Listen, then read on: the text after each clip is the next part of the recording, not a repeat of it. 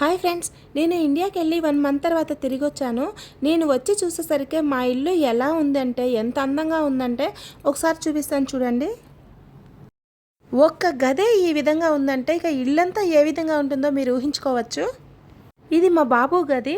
మా బాబు ఇండియాలో ఉన్నా కూడా తను వచ్చేసరికి తన రూమ్ని చూడండి ఎంత అందంగా చేశారో మా పిల్లలు. నేను ఇక్కడుండగానే మా పిల్లలు ఇలాగే తయారు చేస్తారు. అలాంటిది నేను ఇండియా నుంచి వచ్చేసరికి ఇంకెంత అందంగా చేశారో మీరే చూసారు కదా.